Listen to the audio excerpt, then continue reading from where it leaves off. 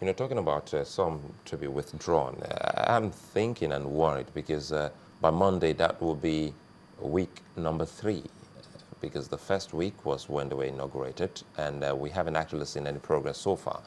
And since they have actually adjourned till Monday, that will be the 3rd week, and they have just 3 months.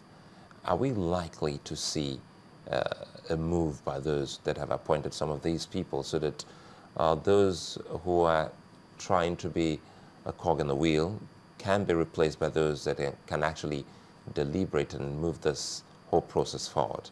Yeah, I see to that point. I agree, but you see, let's give them maybe 1 more or 2 weeks. A period of 3 months, yes, is relatively short, but also it's a long period of time. I expect that this body will not work by reason of plenary. The various committees that are going to be set up should be the driving force for the various works to be done. And at that particular committee level, you will find, water will find its level. When you cannot bring out cogent, convincing, compelling argument that will sway your opponent, one way or the other, you can't be throwing shares when there are 3 persons around. We'll ask you, what's wrong with boy? Has that thing started again? So you, at that particular level, at this level, you can be throwing stones because it is, maybe there is a plan somewhere that when you go there, do nothing than to shout, make noise, and throw stones. But at committee level, we ask you, bring your strong reasons. Like the scripture says, say, come now, let us reason together. So they should come and say, oh boy, what have you got to offer? This is what we're talking about. At that particular level, I believe things should move faster. But what we have seen, if anybody is surprised about it, that person may not be a Nigerian. I expected that this would happen. But I also do expect that the will of the people at the end of the day should prevail. And those dead wolves, they should find their level. Why did you expect that this will happen? I mean, everybody was hopeful. Can a leopard change its color? No matter how much you wash a leopard, it may not change its color. You can only clean the body. So the kind of persons, what you, out of the abundance of the heart, the mouth will speak. So you were pessimistic from the start, or you're still pessimistic? You see, my thought about some persons there is that they will have nothing to offer. But the joy I also have, I have seen some persons also in that conference, is that no matter how thick darkness may be, when you put on light, it will lighten the environment. Those persons should be able to lighten the environment by the time they go to the committee level. Because if the dead wolves have nothing to say, they will be in the hotel sleeping. And then we will do so what is right. But at this particular plenary, I expect them to show forth, oh, this is what I believe in, the way it has been, as it was in the beginning, so it is and forever will be. Okay. I expect those things to happen. Now, yesterday, as in adjourning, they came to an agreement, at least they agreed on one thing, to ask for memoranda from the public. Do you think that's necessary? I mean, we had the advisory committee going around, collecting memoranda, and they're still asking for memoranda. You see, that is beautiful. They are going there to represent the people. And why I concede that those who are there now are fine, some of them are fine Nigerians, fine brains, beautiful individuals, but again, no man is an island of wisdom. If they resort back to their various constituencies and ask questions, request for memoranda, they become wiser in that particular regard. They will have more to deliver. I'm a lawyer, and assuming I'm to work in an engineering committee, be that as it may, I need to go home, ask counsel from somebody who is currently qualified, who can tutor me, who can give me some counsel, and then I'll be able to move forward. Like some persons who are, for whatever reason, I won't mention names, but if they are not contributing usefully in this conference, a time will come, we'll ask, what is this man doing in this conference? We will talk. So if they go back to their various constituencies to seek for more input, beautiful. And those things will form the basis upon which they will articulate for the interest of their constituency and the nation at large in this conference. Well, what would you have suggested if you were there concerning the voting pattern?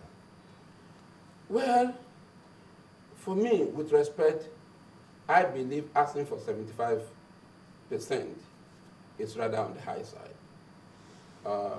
If the Constitution of the Federal Republic of Nigeria, which is our agronym, will say when major decisions are to be taken, it should be on the basis of two-thirds majority. I want to believe we shouldn't go higher than that. Rather, we should even go below that. Below? Of course, yes. In this conference. Why? No, the reason is simple. There are certain decisions that, you recall that the decisions of this conference will still be subject, and that's another issue, to either approval or sovereign, what do you call it, for ratification or for referendum, as the case may be.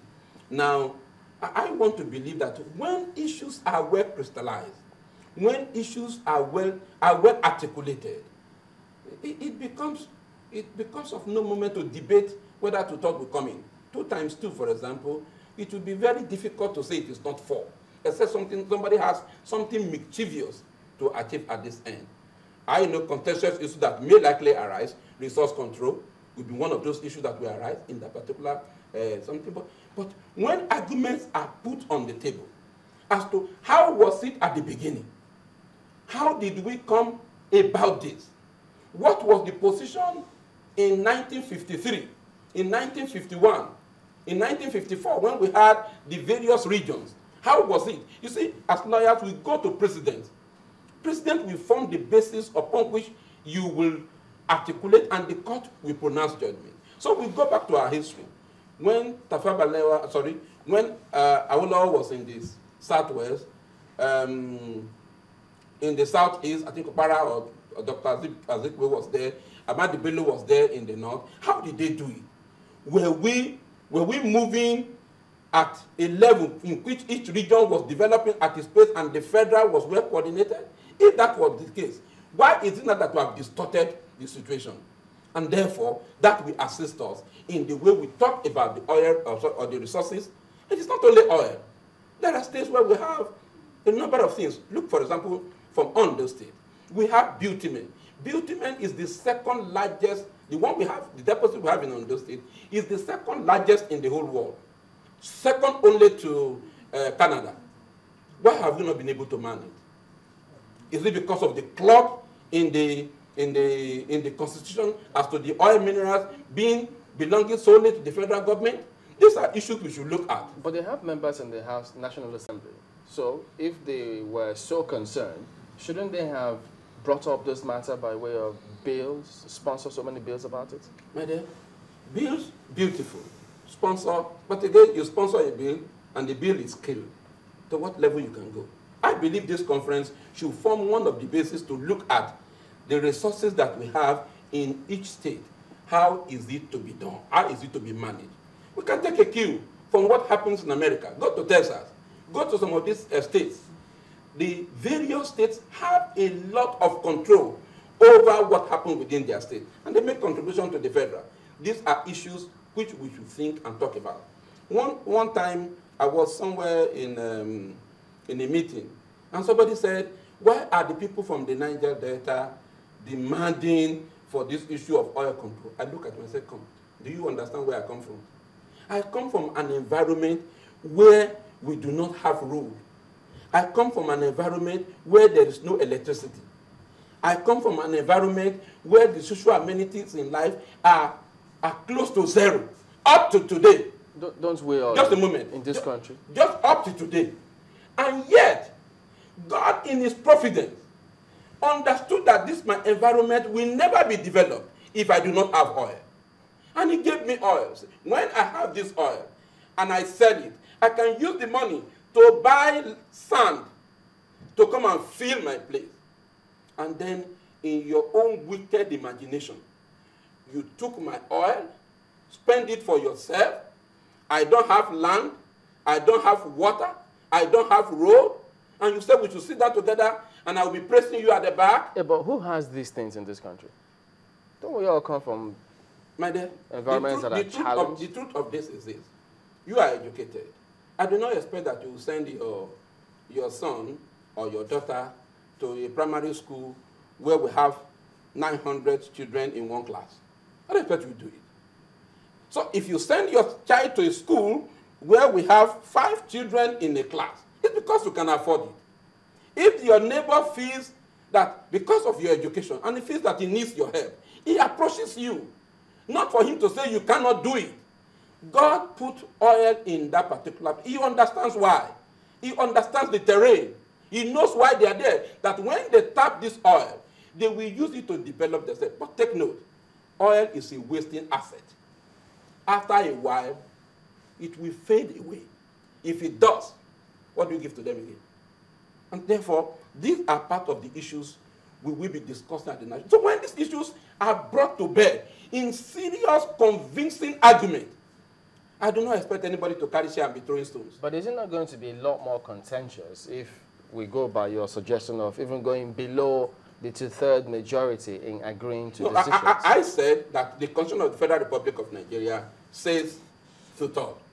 If there's anything at all, we shouldn't go beyond it. Rather, it should be below. Yeah, but if we stick with 2/3, yeah, because looking at the arguments that are already on the floor of that assembly, because they're seeking to go, some don't even want that 2/3, they want beyond that. Take 75, for instance. Even that was what was suggested initially by the president, saying you should get 75, so that you have that consensus of opinion. So, how about that? My brother, I see the point in wanting to say if we get 70, assuming we don't get 75, then we kill the whole process. It becomes a stalemate. And we use that argument to stall every good thing that ought to arise. And therefore, you see, before you begin to talk about 2/3, it has to be something that is very, very germane. Like in the impeachment of the president, for example, the Senate or the National Assembly needs to talk. That is a serious matter. Not because you and I ought to shake hands and we say before we shake hands, we need to take 2/3 majority for us to shake hands. What a foolery.